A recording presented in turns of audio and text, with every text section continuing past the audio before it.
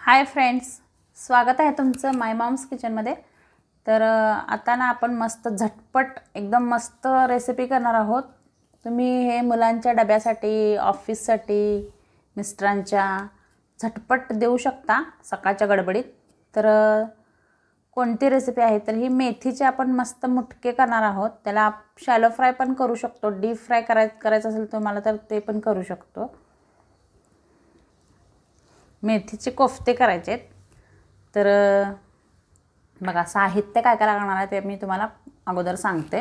आपल्याला मेथी लागणार आहे। तर ही एक पेंडी मेथी आहे, मी स्वच्छ याला नीट करून धुवून घेतल्या। आता चिरून घ्यायची आपल्याला ही।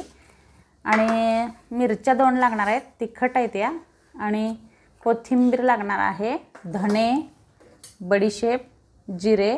धणे आणि बडीशेप 1-1 चमचा आहे, जिरे अर्धा चमचा, आपले लाल तिखट घरातली, मीठ 1 चमचा, पोहे लागणार आहेत आपल्याला एवढं वाटी भरून, ते पण भिजवून घ्यायचे आपण।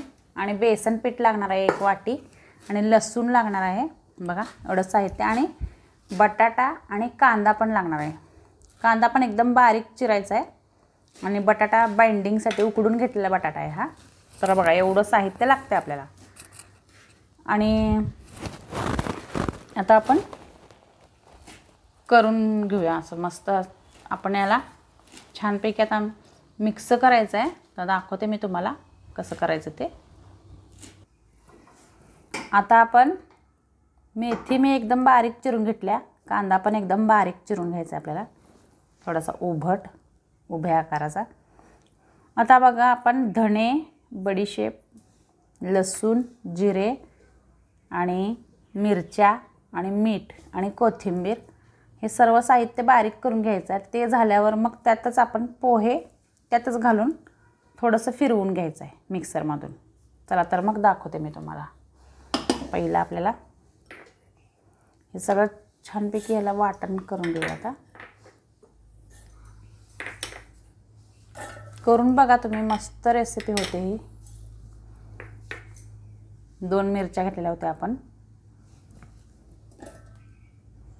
आता मीठ, आता कोथिंबीर घालूया, ही स्वच्छ धुवून घेतल्या मी।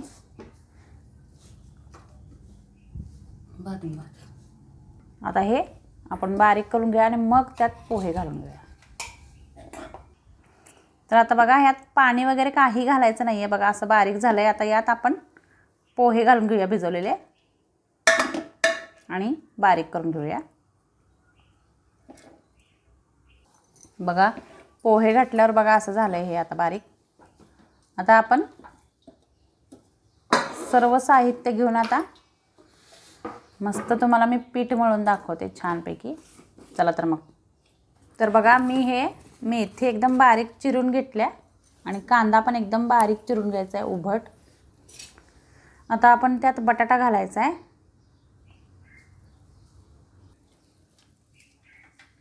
आता आपण जे पोह्याचं मिश्रण केलं ते घालून घेऊया।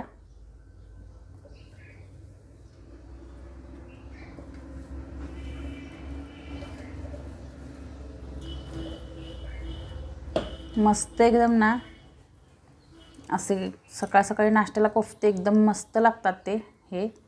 आता लाल तिखट घालून घेऊया, हळद घालायचे, आणि आपण वाटणात मीठ घातलेलं त्यामुळं टेस्ट करून मीठ मग घालायचं आहे।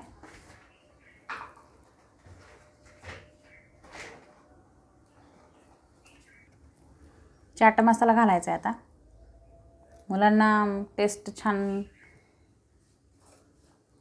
आवडते याची, चटपटीत जरा छान स्पायसी टेस्ट लागते याची। आता बटाटा घालून घेऊया आपण।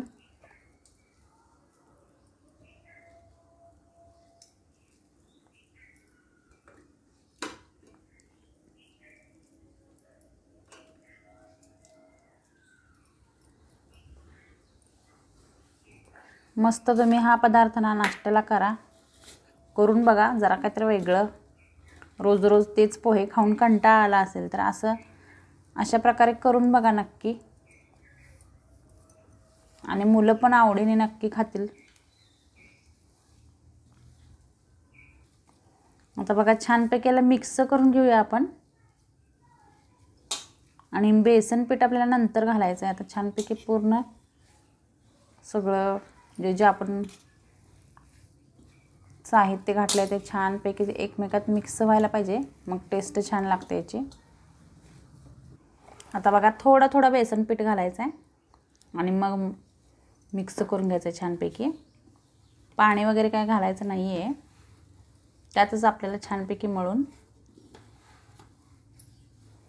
आणि मेथी थोडीशी कडवट असते म्हणून बटाट्यामुळे आपल्याला त्याचा कडवटपणा कमी होतो थोडा आणि मस्त टेस्टी पण लागते. आणि मुलं भाजी खात नाहीत मेन, तर मुलांच्या पोटात भाजी पण जाते.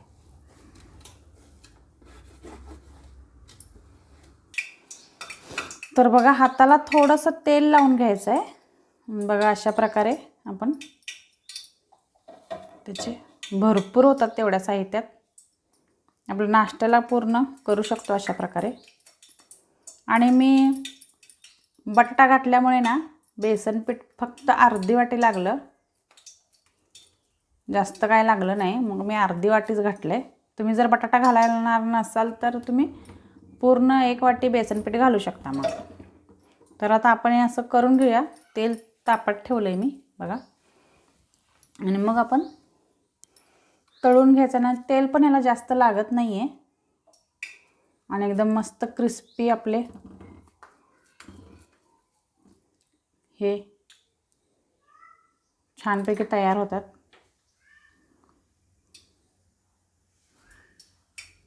बघा आता तळून घेऊया आपण आता.